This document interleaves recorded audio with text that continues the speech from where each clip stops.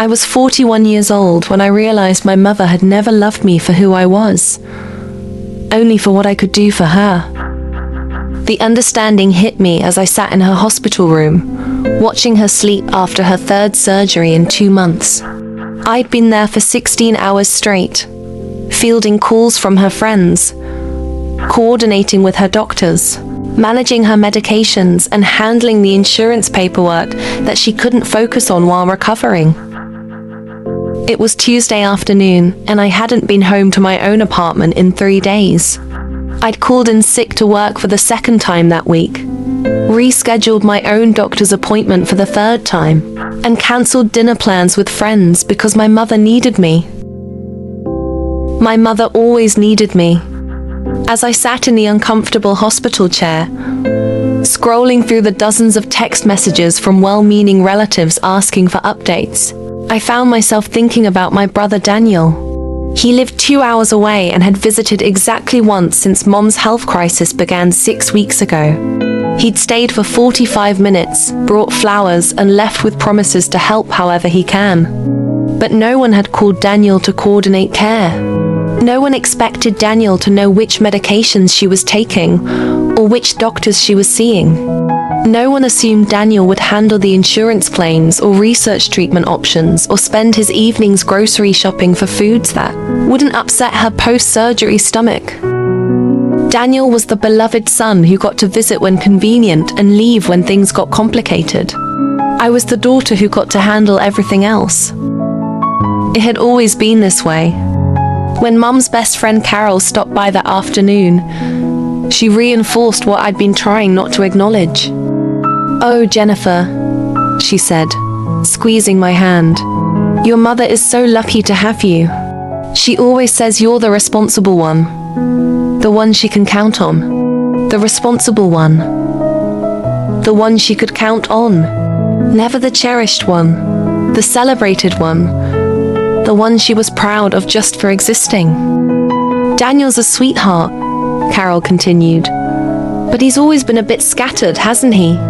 It's such a blessing that you're the practical daughter." After Carol left, I sat alone with my sleeping mother and tried to remember the last time she'd expressed interest in my life that wasn't connected to something she needed from me. When had she last asked about my job because she was genuinely curious about my work, rather than because she needed help with her computer or wanted advice about her own career decisions? When had she last inquired about my dating life because she cared about my happiness, rather than because she was worried about who would take care of her as she aged? When had she last called just to chat, just to hear my voice, just to connect with me as a person rather than as a resource? I couldn't remember. My phone rang, interrupting my thoughts. It was my mother's neighbor, Mrs. Patterson. "Jennifer, dear, I wanted to check on your mother, and I wanted to ask, would you mind if I gave your number to my daughter? She's dealing with some legal issues, and I know you're a paralegal. I thought you might be able to give her some advice." Even in the middle of my mother's health crisis, people saw me primarily as someone useful, the helpful daughter, the one with practical skills, the person you called when you needed something handled. "Actually, Mrs. Patterson, I'm pretty overwhelmed right now with my mom's care. I don't really have capacity to take on anything else." A pause. "Oh, of course. I just thought, well, you're usually so good at helping people." After I hung up, I realized that Mrs. Patterson's surprise at my refusal revealed something important. I'd spent 41 years training everyone around me to see my value in terms of my utility. And my mother had been the first and most thorough teacher in that lesson. When I was 8 years old and my parents divorced, my mother had been overwhelmed, working 2 jobs and trying to manage a household alone. I'd started helping with laundry, cooking simple meals, making sure Daniel did his homework. Mom had praised me for being such a grown-up little helper, and I'd glowed under that approval. In high school, when my mother was dating men who inevitably disappointed her, I'd been the one she confided in about her relationship troubles. I'd listened to hours of analysis about whether this one was serious or that one was just using her. She'd tell me I was wise beyond my years and the only person who really understood her. In college, I'd chosen a school close to home partly because my mother had seemed so anxious about being alone with just Daniel, who was in his rebellious teenage phase. I'd commuted instead of living on campus, ostensibly to save money, but really because my mother had made it clear she needed my support. When I'd gotten my first serious boyfriend at 23, my mother had been supportive until it became clear that Tom was talking about our future together, about possibly moving to another city for his career. Suddenly, my mother had started pointing out Tom's flaws, questioning whether he was really right for me, wondering aloud what would happen to her if I moved away. Tom and I had broken up 6 months later, and while there were many reasons for it, my mother's obvious relief had been unsettling. When I'd been offered a promotion at work 3 years ago that would have required relocating to the company's main office in Chicago, my mother had developed mysterious health problems that required frequent doctor visits and medical tests. Nothing definitive was ever diagnosed, but she'd needed a lot of support during that period. I turned down the promotion. Looking back now, I could see the pattern. Every time I'd started to build a life that didn't center around being available to my mother, some crisis had emerged that required my attention, my presence, my sacrifice. My mother woke up around 6 that evening, groggy from pain medication, but alert enough to notice that I looked tired. "Oh, sweetheart, you look exhausted," she said. "Have you been here all day?" "Most of it. The doctor came by around 2 to check on your incision. Everything looks good." "You're such an angel. I don't know what I'd do without you. I don't know what I'd do without you." Words that might sound like love but felt more like a leash. "Mom, Daniel called this morning. He's going to try to visit this weekend." "That's nice," she said, but without the warmth that usually accompanied mentions of my brother. "Though you know how he is. He'll probably stay for an hour, and then remember he has somewhere else to be. Maybe you could ask him to help with some of the practical stuff, the insurance paperwork, or coordinating with your doctors." My mother looked at me with genuine surprise. "Oh, honey, Daniel's not good with that kind of thing. You know how scattered he gets with details. Besides, you're so much better at handling these situations. What if I'm not always available to handle them?" Something flickered across my mother's face, not quite panic, but a tightening around her eyes that I recognized from childhood. It was the expression she wore when things weren't going according to her needs. "What do you mean?" "I mean, what if I had my own crisis? What if I needed support instead of always being the one providing it?" "Well, of course, if you really needed something." She trailed off, as if the concept of me needing help was too abstract to fully consider. "When's the last time you asked me about my life?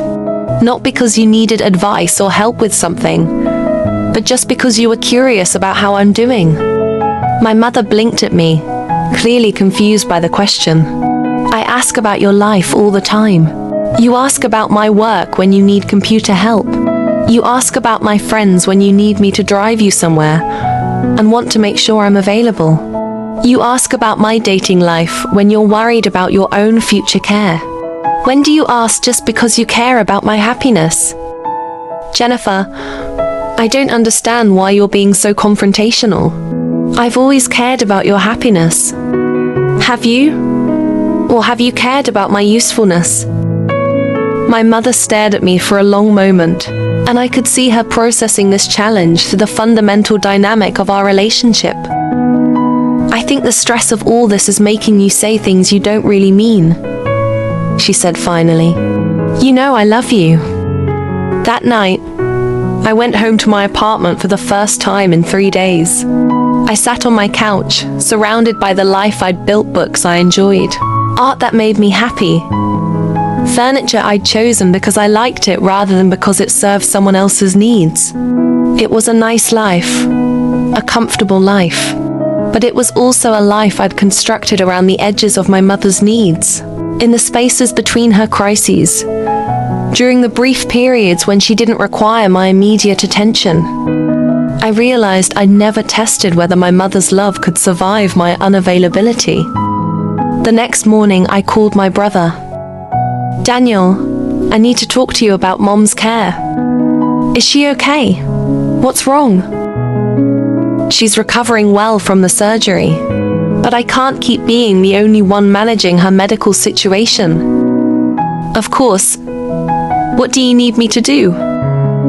I was surprised by his immediate willingness to help. "I need you to take over coordinating her care for the next 2 weeks. I need to focus on some things in my own life." A pause. "Jennifer, I don't know anything about her medications or her doctors or..." "You can learn. I had to learn. She's your mother too, but you're so much better at this stuff. I'm better at it because I've been forced to become better at it, because everyone assumes I'll handle it. But I need a break." Daniel agreed, somewhat reluctantly, to take over our mother's care coordination for 2 weeks. I spent those 2 weeks doing something I hadn't done in years, living my own life without constantly monitoring whether my mother needed anything from me. I went to dinner with friends without checking my phone every 10 minutes. I took a weekend trip to visit my college roommate. I scheduled my own medical appointments without worrying about conflicts with my mother's schedule. And I waited to see what would happen. My mother called me 6 times the first day, asking questions she could have asked Daniel or figured out herself. When I didn't answer immediately, she left increasingly frantic voicemails. "Jennifer, I can't reach Daniel and I need to know whether I'm supposed to take the antibiotic with food." "Sweetheart, the insurance company is asking questions I don't understand. Can you call them?" "Honey, I'm feeling anxious and I just need to hear your voice." I didn't call back right away. Instead, I texted, "Daniel is handling your care this week. Call him with questions." By day 3, my mother's calls had taken on a different tone. "Jennifer, I don't understand why you're being so distant. Have I done something wrong?" "Sweetheart, I'm worried about you. This isn't like you to just disappear when I need support. I hope you're not upset with me about something. You know, I appreciate everything you do." The messages revealed something important. My mother had never had to consider what motivated my help, because my help had always been available. She'd never had to think about whether she was asking too much, because I'd never said no. On day 7, she called crying. "Jennifer, I feel like I'm losing you. I don't understand what's happening. What's happening is that I'm trying to figure out whether you love me or just need me. Of course I love you. You're my daughter. But do you love me enough to let me have my own life? Do you love me enough to be happy for me when good things happen, even if they don't benefit you? Do you love me enough to support me when I need help, even if it means you can't be the center of attention?"